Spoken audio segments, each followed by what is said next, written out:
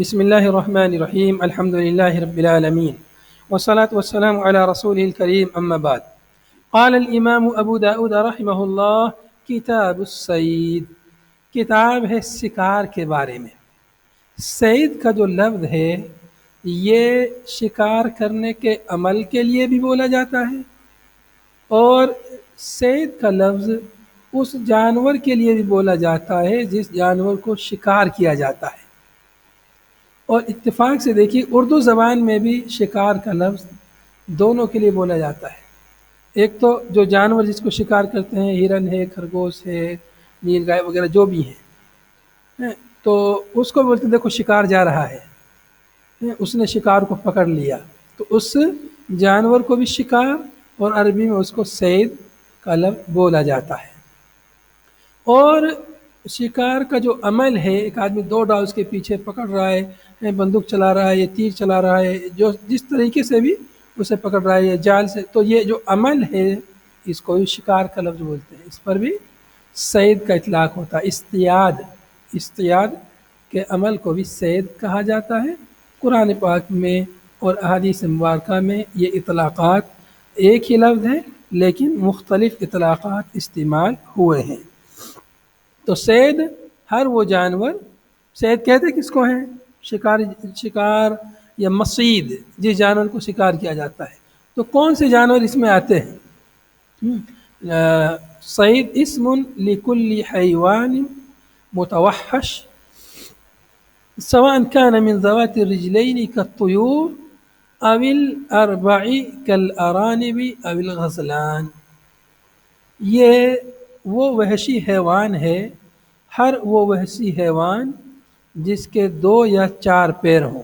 2 پیر جیسے پرندے ہیں، کبوتر ہے، بٹیر ہے وغیرہ جو 2 پیر والے ہیں، طیور پرندے، یا یہ کہ 4 پیر والے جیسے ارنب، خرگوش ہے، ہرن ہے، نیل گائے وغیرہ، تو یہ وحشی جانور کہلاتے ہیں، اس لیے کہ یہ انسان کو دیکھ کر کے فرار ہو جاتے ہیں، بھاگتے ہیں، بدکتے ہیں، انسان سے یہ لوگ بدکتے ہیں، اس لیے ان کو وحشی جانور کہا جاتا ہے، یا متوحش انہیں کہا جاتا ہے۔ انسان سے غیر مانوس ہوتے ہیں، اور جو جانور انسان سے مانوس ہوتے ہیں وہ ان کو شکار کرنے کی ضرورت نہیں، وہ تو ویسے ہی رہتے ہیں اپنے ہاتھ میں، تو ان کا حکم الگ ہے۔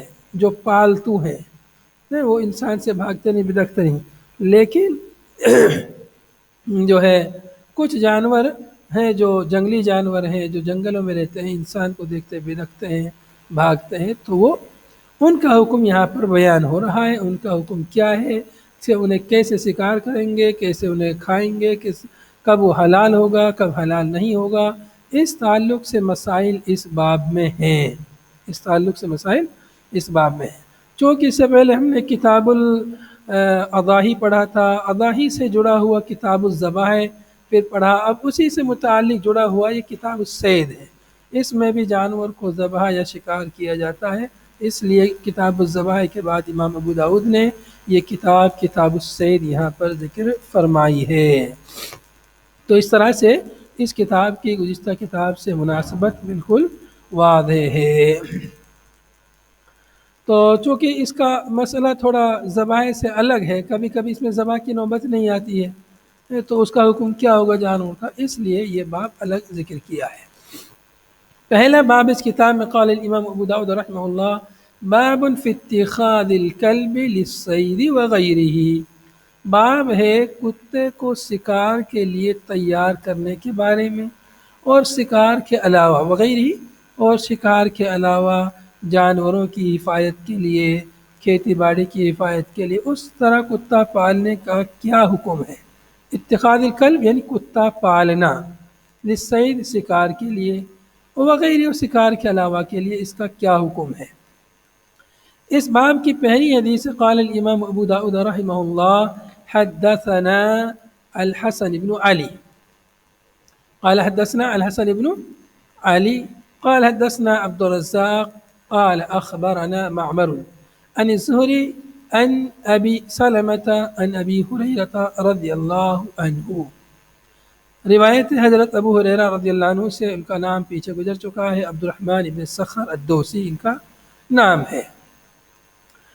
عن النبی صلی اللہ علیہ وسلم قال من اتخذ كلبا الا كلب ماشیة او صید او زرع، جس نے کتا پالا، من اتخذ کلبا، جس نے کتا پالا، کتے کو تیار کیا ہے، سوائے الا بمعنی غیر کے، سوائے کلب ماشیت، سوائے ماشیہ چوپایوں کے کتے کے، یعنی چوپایوں کی حفاظت کے لیے جو کتا ہے سوائے اس کے، او سیدن، او کلب سیدن یعنی سوائے شکار کے کتے کے، او زرعن یا زراعت کھیتی باڑی کے کتے کے، یعنی کھیتی باڑی کی حفاظت کے لیے یا شکار کرنے کے لیے، یا ماشیہ چوپایا بکری ریوڑ ہے جو بکریوں کا، گائے بھینس اونٹ وغیرہ، یہ سب جو ریوڑ رہتا ہے ان کے ساتھ کتا رکھتے ہیں تاکہ کوئی درندہ وغیرہ جانوروں پر حملہ نہ کرے، اگر کرے تو کتا دفاع کرے۔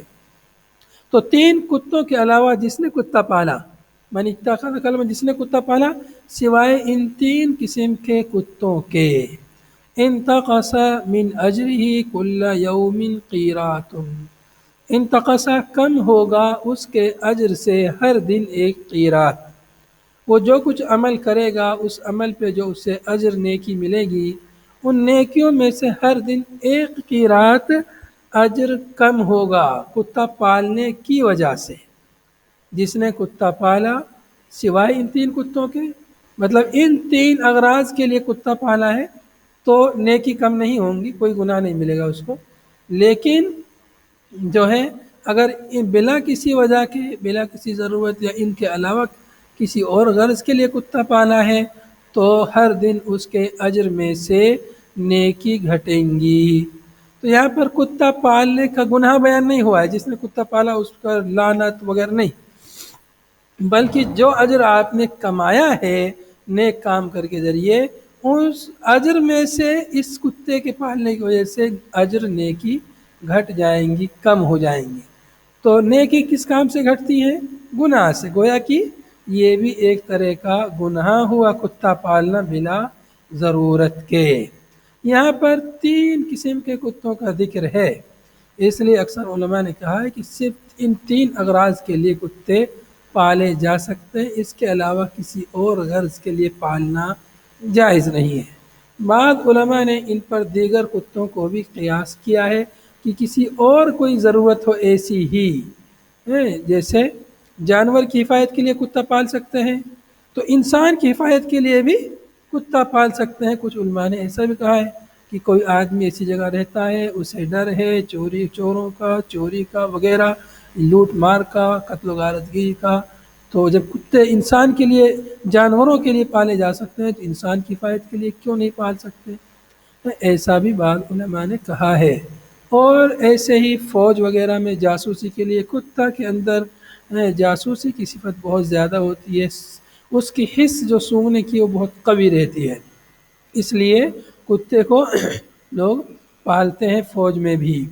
تو یہ مختلف احکام و مسائل ہیں جن کا باب فقہ کی کتابیں ہیں، وہاں پر تفصیل سے پڑھیں گے اور آگے مسائل آئے گا تو وہاں ہم بیان کریں گے انشاءاللہ۔ تو یہ تین قسم کے کتوں کا ذکر آیا، یہ پال سکتے ہیں، اس میں کوئی اختلاف نہیں۔ اس کے علاوہ جو کتے پالتے ہیں کسی یعنی غرض کے لیے اور بلا غرض، بلا ضرورت پالنا شوقیہ تو حرام ہے، بالکل متفق علیہ۔ ان کے بیچ میں جو کوئی اور غرض ہے ان تین کے علاوہ، اس کے بارے میں اختلاف فقہا کے درمیان۔ یہاں پر یہ جو بات آئی ہے ہر دن اس کے اجر میں سے ایک قیرات اجر کم ہوگا، قیرات کس کو کہتے ہیں اس کے بارے میں علماء کے متعدد اقوال ہیں۔ ایک قول یہ ہے اللہ مقدار عند اللہ سبحانہ وتعالی، قیرات یہ اللہ کے یہاں اجر کی ایک مقدار ہے، اجر و ثواب کو ناپنے کا پیمانہ رہتا ہے نا، ہر چیز کا پیمانہ ہے، جیسے ہوا کو ناپنے کا بھی پیمانہ ہے، دودھ کو ناپنے کا بھی پیمانہ ہے، تیل کو ناپنے کا پیمانہ الگ ہوتا ہے، تو ایسے ناپنے کے پیمانے ہوتے ہیں۔ آج کل تو ہر چیز کے ناپنے کے پیمانے آپ دیکھ سکتے ہیں، زلزلہ آ جائے اس کو بھی ناپنے کا پیمانہ رہتا ہے، انسان کے جسم میں جو خون ہے اس کو بھی ناپنے کا پیمانہ، کتنی تیزی سے خون کی گردش ہو رہی ہے، بلڈ پریشر کتنا ہے، ہائی ہے، لو ہے، کیا ہے، تو ہر چیز کے ناپنے کا پیمانہ ایسے ہی قیرات بھی ایک طرح کی مقدار ہے اللہ کے یہاں، واللہ اعلم۔ ایک بات یہ کہی گئی ہے دوسری بات یہ ہے کہ قیرات کا ذکر ایک اس حدیث میں آتا ہے جو جنازے میں شرکت کرے پھر تدفین میں نماز میں شریک رہے تو اس کے لیے 2 قیرات اجر و ثواب ملے گا۔ وہاں پر قیرات کی تفسیر جبل احد سے کی گئی ہے۔ ایک قیرات یعنی جبل احد کے برابر اتنی نیکی ملتی ہے جنازے کی نماز میں شرکت کرنے سے، اور پھر تدفین میں بھی شریک ہو جائے تو 2 قیرات اجر و ثواب ملتا ہے۔ تو وہاں تو اس کی صراحت ہے کہ قیرات سے وہاں کیا مراد ہے، لیکن یہاں پر صراحت نہیں ہے کہ قیرات سے کیا مراد ہے۔ تو بعض علماء نے کہا قیرات سے وہی قیرات مراد ہے جو وہاں جنازے کی اس میں مراد ہے۔ بہرحال ایک اور قول بھی علماء نے اس سلسلے میں ذکر کیا ہے کہ ہوا فی الاصل نصف دانق، دانق نصف دانق کو قیرات بولتے ہیں، جو میزان اور اوزان جو رہتے ہیں ان میں نصف دانق وہ سدس الدرہم، درہم کا 6واں حصہ ہوتا ہے نصف دانق۔ تو یہ پہلے زمانے کے اوزان اور پیمانے ہوا کرتے تھے، آج کل تو کلو گرام وغیرہ چل گیا ہے، یہ کلو گرام ہے، ٹن ہے وغیرہ۔ تو پہلے زمانے میں قیرات ایک وزن ہوتا تھا جو سدس درہم یا نصف دانق کہلاتا تھا۔ تو بعض نے کہا کہ اس سے یہ مراد ہے، واللہ اعلم۔ بہرحال پہلا قول ہے وہ زیادہ صحیح ہے کہ ایک مقدار ہے جو اللہ تعالیٰ کو معلوم ہے۔ تو بہرحال خلاصہ کلام یہ ہوا کہ بلا کسی غرض کے، بلا کسی ضرورت کے کتا پالنا جائز اور درست نہیں ہے۔ ان 3 اغراض کے لیے کتے پالنا جائز ہے: چوپایوں کی حفاظت کے لیے، کھیتی باڑی کی حفاظت کے لیے، اور شکار کے لیے۔ اب اگر کسی نے کھیتی باڑی کی حفاظت کے لیے کتا پالا ہے اور وہ آپ کی بھی حفاظت کر رہا ہے تو ٹھیک ہے، اس میں کوئی حرج نہیں ہے۔ آپ نے شکار کے لیے کتا پالا، آپ کی بھی حفاظت کر رہا ہے تو کوئی حرج نہیں ہے۔ تو لیکن خاص اور غرض کے لیے شوقیانہ طور پہ پالنا، اس کے ساتھ کھیلنا وغیرہ جائز درست نہیں ہے۔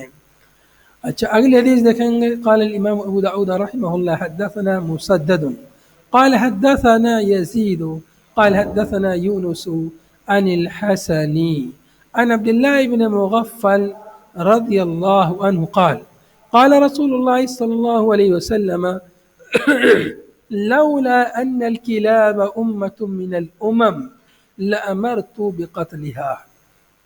رسول اللہ صلی اللہ علیہ وسلم نے ارشاد فرمایا کہ اگر کلاب، کلب کی جمع ہے، اگر کتے امتوں میں سے ایک امت نہ ہوتی، لولا ان الکلاب امت من الامم لامرت، تو میں حکم دیتا بقتلها، کتے کے قتل کرنے کا۔ یعنی کتے بھی ایک طرح کی امت ہیں، جیسے بہت سارے جانور ہیں، انسان ایک امت ہے، جنات کی الگ امت ہے، فرشتوں کی الگ جماعت ہے، ایسے ہی کتوں کی بھی الگ جماعت ہے، ایک الگ نسل ہے۔ تو کتا اللہ تعالیٰ نے ہر چیز کو کسی نہ کسی حکمت کے لیے پیدا فرمایا ہے، تو یہ بھی ایک امت ہے۔ اگر ان کو قتل کرنے کا حکم دے دیا گیا تو اللہ تعالیٰ کی ایک امت، مخلوقات میں سے ایک امت، ایک نسل جو ہے ختم ہو جائے گی، جس کا کچھ نہ کچھ مقصد اور فائدہ ہوتا ہے۔ تو تاکہ ایک نسل یا ایک جماعت مخلوقات میں سے ایک امت تاکہ ختم نہ ہو، اس لیے آپ نے کتے کو قتل کرنے کا عمومی حکم نہیں دیا، بلکہ حکم کو مقید کرتے ہوئے فرمایا فَاقْتُلُوا مِنْهَا الْأَسْوَدَ الْبَهِيمَ، لہذا تم ان میں سے اسود بہیم، کالا سیاہ، کالا کسٹ یا کالا ایک دم خالص کالا، ایسا کتا ہے تو اسے قتل کر دو۔ یعنی پورا اوپر سے نیچے تک وہ کالا ہے، سیاہ کتا ہے، اس میں کہیں بھی دھبا نہیں ہے، تو یہ خالص کالا ہو گیا، ایسا کتا ہے تو اسے قتل کر دو، ویسا نہیں ہے تو پھر اس کے قتل کرنے کا حکم نہیں ہے۔ اس حدیث میں شکار کا ذکر نہیں ہے، کتے کا عام حکم ہے۔ تو اس میں عام حکم سے یہ معلوم ہوا کہ کتے کو قتل کرنے کا نبی صلی اللہ علیہ وسلم نے حکم دیا ہے، خاص طور سے کالا کتا ہے، اور جو کالا نہیں ہے تو اس کے بارے میں بھی نبی صلی اللہ علیہ وسلم نے ایک اندیشے کے تحت حکم نہیں دیا قتل کرنے کا۔ تو اس سے یہ معلوم ہوا کہ کالا سیاہ کتا ہے تو اسے قتل کر سکتے ہیں، اگر کالا سیاہ نہیں ہے تو اسے چھوڑ دینا ہے، مطلب کوئی اچھی بات نہیں ہے ان کو صحیح پالنا. حکمت کیا؟ جی کالا کتا کو قتل کرنا حکمت کیا ہاں ہے اس سے؟ بتا رہا ہوں، تھوڑا سا صبر کیجیے. تو پہلے تو عمومی کتوں کو قتل کرنے سے کیوں منع کیا؟ اس لیے منع کیا کہ کتے بھی اللہ کی تسبیح، تحمید، ذکر و اذکار بیان کرتے ہیں. تو اگر سب قتل کر دیے گئے کتے تو ایک نسل مخلوقات میں سے ایک خاص مخلوق ختم ہو جائے گی، تو اللہ کی تسبیح کرنے والے جانور قتل ہو جائیں گے. تو اس لیے منع فرمایا اس کے قتل کرنے سے. اور کالے کتے کو قتل کرنے کا حکم کیوں دیا؟ اس لیے کہ کالا کتا وہ شیطان ہوتا ہے، شیطان ہوتا ہے جو انسانوں کو برائی پر ابھارتا ہے. بعض روایتوں میں آتا ہے انہو شیطان، اور بعض میں آتا ہے انہو عقور، یعنی یعقر ویحصل منہ ایذاء الناس، یعنی کالا کتا وہ زیادہ کاٹتا ہے لوگوں کو تکلیف پہنچاتا ہے. اور بعض روایتوں میں آتا ہے کہ وہ شیطان ہوتا ہے، اس لیے اس کو قتل کرنے کا آپ صلی اللہ علیہ وسلم نے خصوصی حکم دیا. اور قرآن پاک میں بھی اللہ تعالیٰ کا ارشاد ہے وَمَا مِن دَابَّةٍ فِي الْأَرْضِ وَلَا طَائِرٍ يَطِيرُ بِجَنَاحَيْهِ إِلَّا أُمَمٌ أَمْثَالُكُمْ. تو مطلب یہ جو جتنے بھی جانور، چرند پرند چوپائے جو بھی زمین پر چلتے رینگتے پھرتے ہیں، اڑتے ہیں، یہ سب جو ہے امم ہیں، امت ہیں تمہارے جیسے. تمہارے جیسے مطلب جیسے تم اللہ کی ایک مخلوق ہو، تمہارا بھی کوئی پیدا کرنے والا ہے، ایسے ہی وہ بھی اللہ کی مخلوق ہیں، ان کا بھی کوئی پیدا کرنے والا ہے. تم تسبیح بیان کرتے ہو، وہ بھی اللہ کی تسبیح تحمید بیان کرتے ہیں. تو اس حدیث سے ہمیں گویا کہ کتوں کو پالنے کی، رکھنے کی ایک طرح سے کراہیت معلوم ہوئی. بعض روایتوں میں قیراتین کا ذکر ہے، یہاں پر کل یوم قیرات کا ذکر ہے. بعض روایتوں میں بخاری میں ہر دن 2 قیرات اجر گھٹنے کا ذکر ہے. تو دونوں روایتوں میں تطبیق کی صورت ایسے ہوگی کہ یعنی جگہ کے حساب سے کوئی افضل مقدس جگہ ہے وہاں پہ کوئی پالے گا تو 2 قیرات گھٹے گا. جیسے کوئی مکہ مدینے میں کتا پالے تو وہاں زیادہ نیکی گھٹیں گی، اس لیے کہ گناہ کا کام، اچھی جگہ میں گناہ کا کام کرنا زیادہ بڑا گناہ ہوتا ہے. اور یا یہ کہ اچھے ایام میں، ایک تو مکان ایک زمان، اچھے زمان رمضان کا مہینہ ہے، اشہر حرم ہے، مقدس مہینے ہیں، ان میں کوئی پالتا ہے تو ان میں زیادہ اجر و ثواب گھٹے گا. 2 قیرات گھٹے گا، باقی دنوں میں 1 قیرات گھٹے گا. یہ بعض نے کہا ہے دونوں روایتوں میں تطبیق دینے کے لیے. بعض نے کہا ہے کہ پہلے 1 قیرات کا حکم تھا شروع میں کہ جو کتا پالے گا 1 قیرات اس کا اجر گھٹے گا. بعد میں اس کو مزید اس کو مستحکم اور اس میں شدت پیدا کرنے کے لیے کہا کہ ہر دن 2 قیرات گھٹیں گے کتا پالو گے. پہلے 1 قیرات کا حکم ہوا کہ لوگ کتا پالتے ہیں دھیرے دھیرے تاکہ لوگ اس سے نفرت کریں، پھر جب تھوڑا سدھر گئے تو پھر آپ نے حکم دیا کہ 2 قیرات اجر گھٹے گا. تو یہ 3 باتیں اس سلسلے میں دونوں روایتوں میں تطبیق کے طور پر کہی گئی ہیں. کہ دوسری روایت کہاں ہے؟ بخاری مسلم میں وہ روایت موجود ہے. حضرت عبداللہ ابن عمر کی روایت ہے، حدیث ہے عند الشیخین من حدیث ابن عمر نقص من عملی کل یوم قیراتان، ہر دن 2 قیرات گھٹیں گے. تو دونوں روایتوں میں تطبیق اور توفیق کی صورت واضح ہے. اس باب کی آخری روایت ہے قال الامام ابو داود رحمہ اللہ حدثنا يحيى بن خلف قال حدثنا ابو عاصم عن ابن جريج قال اخبرني ابو الزبير عن جابر رضي الله عنه قال جاء امر نبي الله صلى الله عليه وسلم بقتل الكلاب. حضرت جابر رضی اللہ عنہ کہتے ہیں کہ نبی صلی اللہ علیہ وسلم نے، اللہ کے نبی صلی اللہ علیہ وسلم نے حکم دیا بقتل الکلاب، کتوں کو قتل کرنے کا حکم دیا.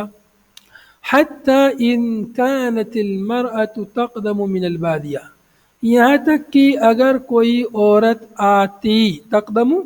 آتی من البادیہ تھی، بادیہ سے، دیہاتوں سے، جنگلوں سے، بوادی سے آتی، یعنی بالکلبی، کتے کے ساتھ آتی، کیونکہ عام طور پہ دیہاتوں میں بوادی میں کتے لوگ پالتے ہیں جنگلوں میں. اگر کوئی عورت کتا لے کر آتی ساتھ میں فنقتلہ، تو ہم اس کتے کو قتل کر دیتے تھے. کیوں؟ اس لیے کہ حکم تھا نبی صلی اللہ علیہ وسلم کا کتوں کو قتل کرنے کا. ثم نہانا عن قتلھا، پھر آپ نے ہم کو منع کر دیا عن قتلھا، کتوں کو قتل کرنے سے، کتوں کو قتل کرنے سے پھر آپ نے ہمیں روک دیا، منع کر دیا۔ وقال، اور آپ نے فرمایا منع کرتے ہوئے، علیکم بالاسود، اب تم پر واجب ہے صرف کالے کتوں کو قتل کرنا، باقی کتوں کو نہیں۔ علیکم بالاسود، تمہارے اوپر ہے صرف کالوں کتوں قتل کرنے کا۔ جو پہلے جو عام حکم تھا اب وہ حکم منسوخ ہو گیا ہے، اب صرف خاص قسم کے کتوں کو قتل کرنا ہے۔ گویا اس حدیث میں ناسخ اور منسوخ دونوں کا ذکر ہے، ناسخ اور منسوخ دونوں کا ذکر ہے۔ تو یہ امر نبی اللہ صلی اللہ علیہ وسلم بقتل الکلاب حتی ان كانت المرأة تقدم من البادیہ یعنی بالکلب فنقتلہ، تو یہ حکم منسوخ ہے، پہلے یہ حکم تھا پھر یہ حکم منسوخ ہو گیا۔ ناسخ کیا ہے؟ اگلا جملہ ثم نہانا عن قتلھا وقال علیکم بالاسود، تو یہ ناسخ ہے۔ تو حدیث میں ناسخ اور منسوخ دونوں کا ذکر ہے، دونوں کی وضاحت اور صراحت ہے کہ پہلے یہ حکم تھا پھر بعد میں اس حکم سے منع کر دیا گیا۔ تو امر کے بعد میں ایک چیز کا حکم ہے پھر اس کے بعد ممانعت ہے، تو گویا کہ حکم استحباب کے لیے ہے کہ کالے کتوں کو آپ قتل کر سکتے ہیں، کالے کتوں کو قتل کر سکتے ہیں۔ تو اس طرح سے معلوم یہ ہوا کہ ایسے کتوں کو آپ شکار کے لیے نہیں اپنا سکتے، اس لیے کہ ان کتوں کو قتل کرنے کا حکم ہے، جس چیز کو قتل کرنے کا حکم ہے اس کو پالنا رکھنا ہے، اس کا کھانا جو ہے جائز اور درست نہیں ہے۔ تو اس طرح سے یہ باب یہاں پر کتا پالنے کے بارے میں ایک ہی روایت ہے صراحت کے ساتھ، پہلی روایت، باقی جو دو روایتیں ہیں وہ کتے کے بارے میں عمومی حکم ہے، جن سے یہ سمجھا جاتا ہے کہ ایسے کتے پالنا جن کو قتل کرنے کا حکم ہے جائز نہیں، ایسے کتوں کو پالنا جائز نہیں ہے۔ معاشیہ، صید اور زرع کے لیے بھی ایسے کتوں کا پالنا جائز نہیں، اس کے علاوہ جو دیگر کتے ہیں ان کتوں کو پالا جا سکتا ہے۔ یہاں پر یہ بات مکمل ہوا اور وقت بھی ہمارا مکمل ہوا۔ اللہ تعالیٰ سے دعا ہے اللہ تعالیٰ ہمیں حدیث نبی کے مطابق عمل کرنے کی توفیق عطا فرمائے۔